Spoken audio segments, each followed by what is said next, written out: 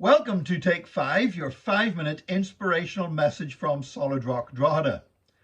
Yesterday in our Take 5, I was talking about the tennis player Novak Djokovic, about the argument that's been going on about whether he should be allowed to remain in Australia or not, or play in the Australian Open tennis tournament or not. And people have got very invested in that. And I was suggesting yesterday that sometimes our circumstances that we've lived through ourselves often influence greatly how we feel about some of these issues and how passionately we feel about it. You know, deep down, I really don't mind one way or the other. It's not a matter of huge importance to me whether Novak Djokovic gets to play a particular game of tennis or not. In the big scheme of things, there are lots of things that are much more important than sport, and much more important whether somebody gets to play a game of tennis or not. But one thing that the whole, amidst all of the acres of newsprint that was written about Novak Djokovic and some of the overwrought language claiming that he was being crucified by being held for a couple of days in a hotel for asylum seekers, there was a highlight on a young man called Mehdi. And Mehdi basically lives in the hotel where Novak Djokovic stayed for a couple of days. Mehdi would have been his neighbor on Mehdi's 24th birthday. The day after Djokovic arrived in that hotel, Mehdi celebrated, if celebrated is the right word, his 24th birthday.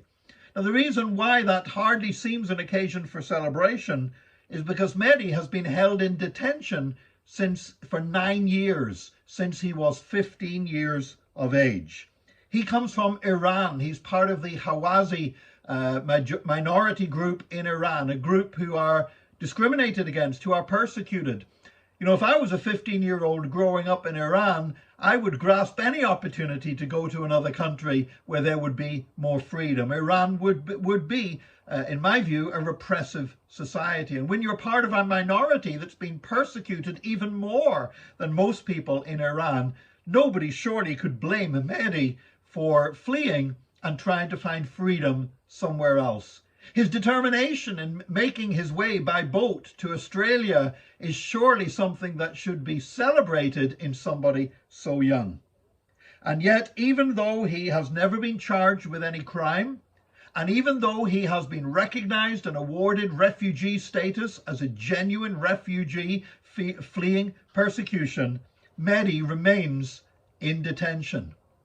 There are people who have committed horrendous crimes against people and have been released after less than 9 years.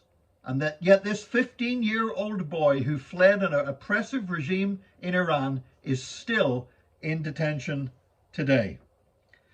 The thing is that Australia will not grant permission to remain in the country to those who arrive by boat. They want to discourage other people from making that dangerous journey across the sea. The New Zealand government has offered to take in refugees like Mehdi, but the Australian government refuses to hand them over to be settled in New Zealand because they say that might encourage more people to make that dangerous journey. And so in the midst of all this mess, while everybody was so outraged at a tennis player spending 2 days in an asylum seekers hotel and saying about the conditions of it and everything else, Mehdi has lived in these kind of conditions for 9 years. You know, the way that we treat the alien and the stranger and the foreigner among us is a mark of how compassionate we are, both as individuals and as societies. For many years now, I've been an advocate here in Ireland for us giving a greater and a better welcome and a more compassionate welcome to people who come from overseas. It's been my joy to worship with hundreds and hundreds of people in churches in Ireland who arrived in this land as asylum seekers or refugees and found a welcome here in Ireland. Others, their experience has not been as positive. And in other countries, as Mehdi's story reminds us, sometimes the welcome that people receive is not very welcoming at all. So while the media's attention is on the celebrity tennis player, the multimillionaire, I'm much more concerned about Mehdi. And today I'm not praying about whether Novak Djokovic gets to play in a tennis tournament or not, but I am praying for Mehdi, and I'm praying that he will be released. I'm praying that the spotlight that ended up being shone on him a little bit because of his celebrity neighbor in that asylum seekers hotel, I'm praying that that will create enough embarrassment among the authorities for Mehdi to be shown love and compassion and a proper welcome for his efforts to flee from repression. I'm praying for him today.